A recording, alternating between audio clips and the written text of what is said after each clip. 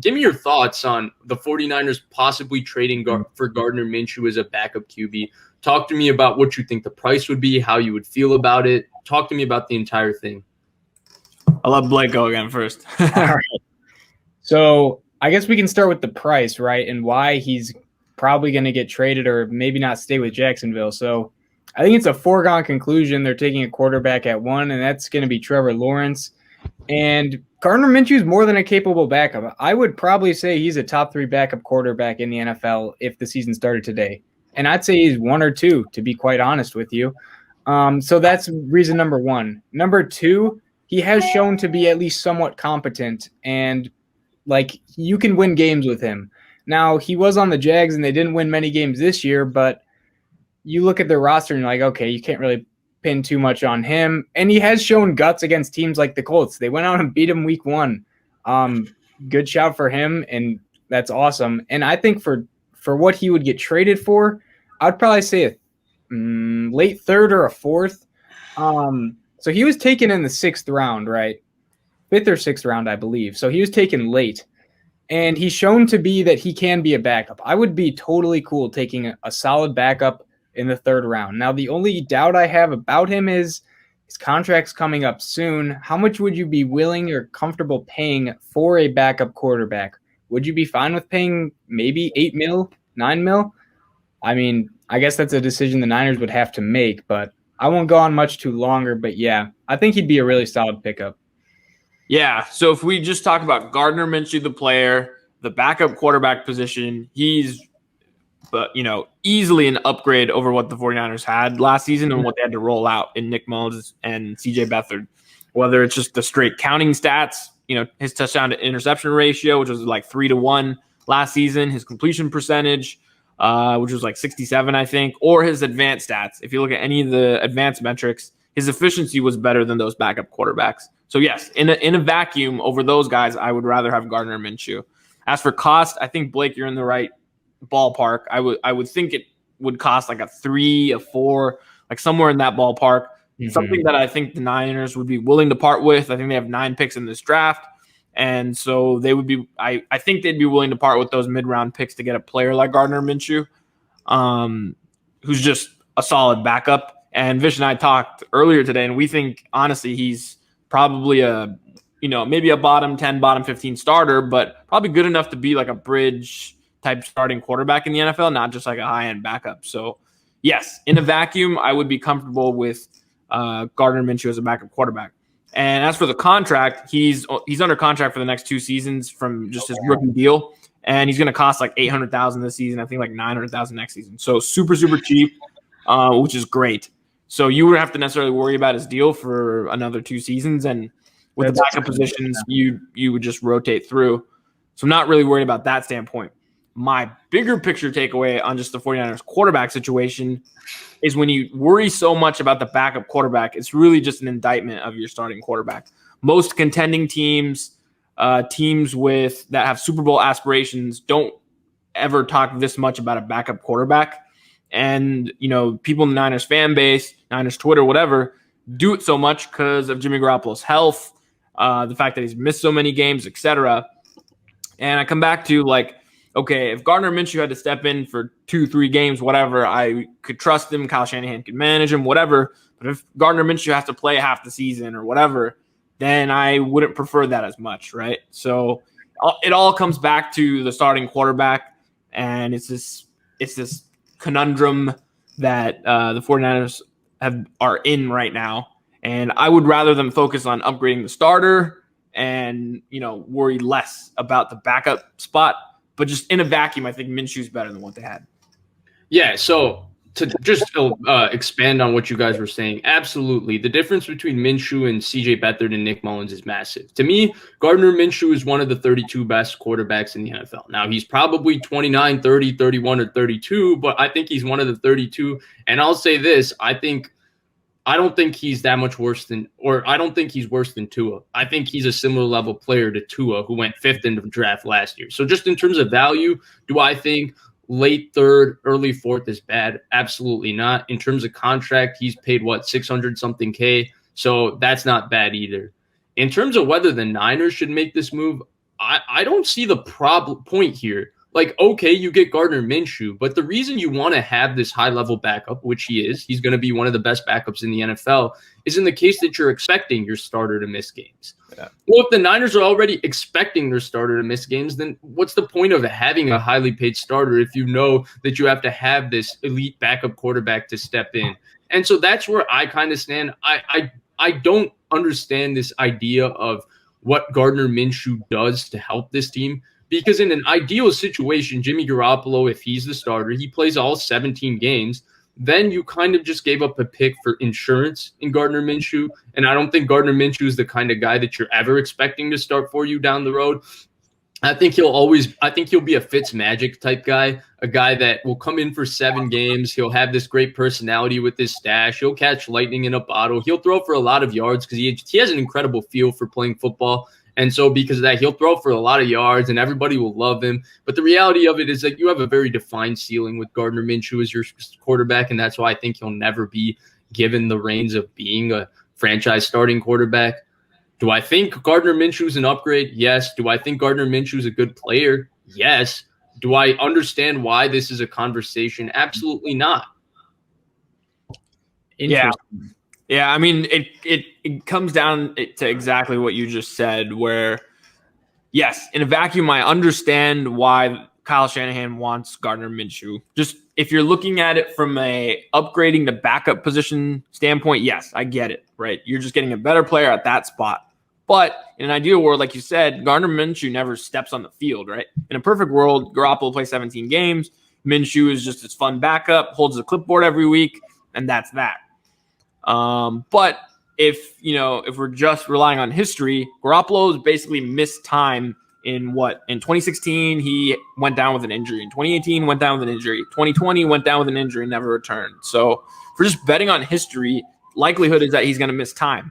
And if you have this feeling that he's going to miss time, and we know that quarterback's the most important position in all of sports, I just think you have to insulate yourself in a safer, better way than Gardner Minshew, who you can't view as like the future, right? I just compare this to the Colin Kaepernick situation. The 49ers in the Harbaugh era had this high-end backup that they viewed as the future. And when Alex Smith went down with a concussion, boom, they inserted Kaepernick and they never looked back, right? And I would hope that the 49ers, worst case, look at this year like that type of a situation where they have this high-end rookie that they're grooming for the future. And in case something happens to Garoppolo, boom, you insert that guy. Otherwise, yeah, then we're in this constant circle where it's just Garoppolo and this backup, and God, it's exhausting. Blake, you wanted to say something? Yeah, I just did have one thought, and maybe it's a little far-fetched, but I mean, we've seen teams that have been going deep in the playoffs. Now, their starting quarterbacks have been elite, and we would not say that about Jimmy, but we've seen the Patriots draft Jimmy Garoppolo. We've seen the Packers draft Jordan Love. They drafted Aaron Rodgers when they had Favre. Now, maybe it's because those guys were top of the line, but but I guess my only thought would be, do you think maybe that they do want some bit of insurance knowing Jimmy isn't going to be there?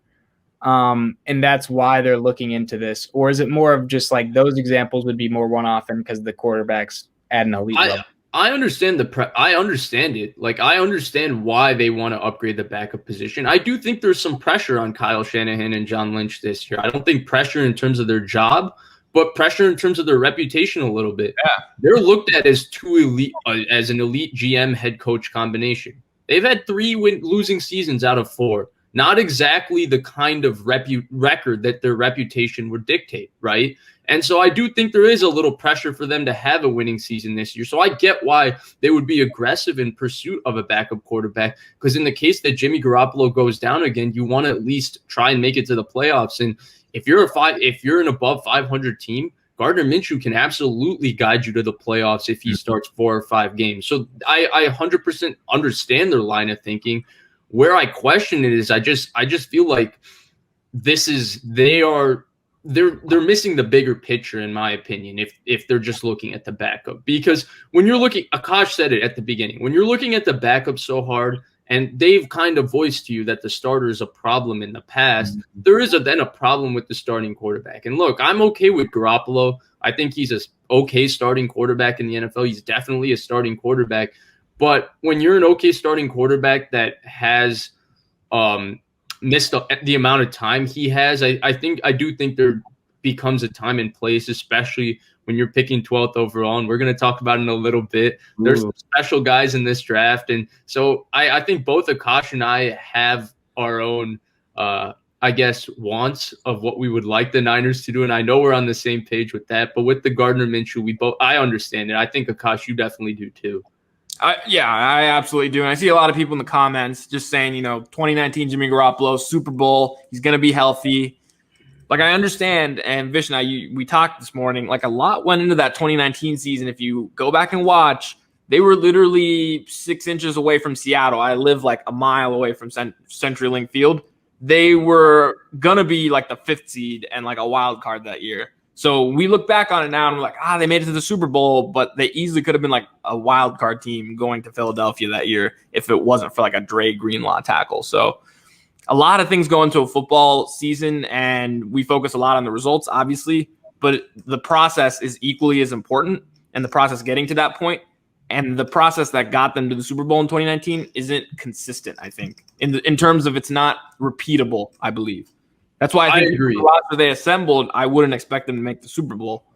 I would expect them to make the playoffs, but after that, it's a crapshoot, right?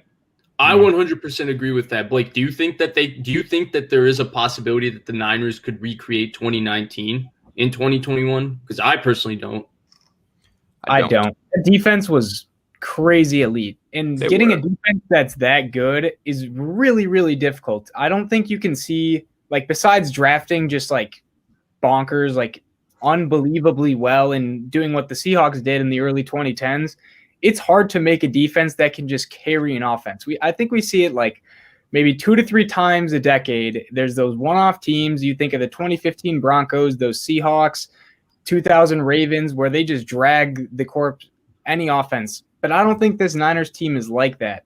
It's really hard to get all the right pieces cheap and on a team together.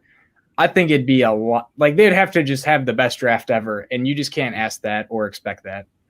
So two things with it. I think, one, the division is significantly better than it was in 2019. Mm-hmm. I think year 3 Kyler Murray is a better player than year 1 Kyler Murray was, and year 1 Kyler Murray gave that historic defense fits. I think that the Seahawks, they have a better defense than they did in 2019. I do think they have a better offense than they did in 2019 too, but now they have a question mark with Russell Wilson, so we will see.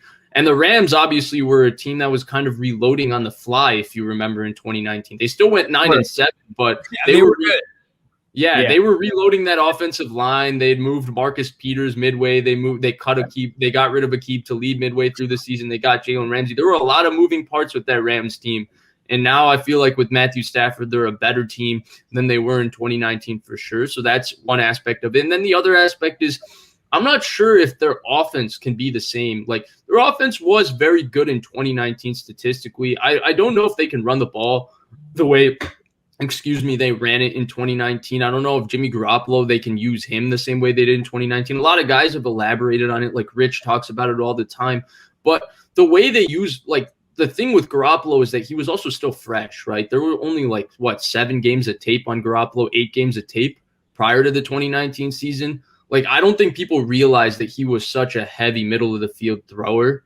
And now I think people really realize that if you want to really hurt Garoppolo, you just take away his first read over the middle of the field. You take away his second read, and he kind of freezes because he's unwilling to throw the football down the field and outside the numbers.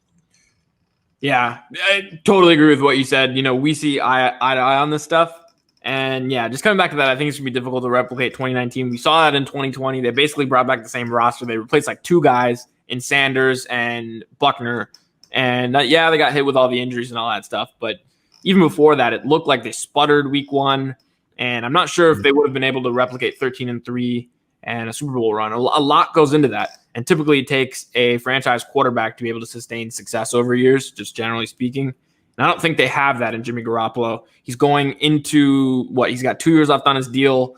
Like, what are you going to do in 2022? Like, are you going to pick up, are you going to extend him? It's going to be harder to draft a quarterback in what I think is going to be a worse class. They're probably going to be picking later than 12. Probably have less money than they did this season. So a lot of these moving parts, I think teams think big picture, multiple years ahead.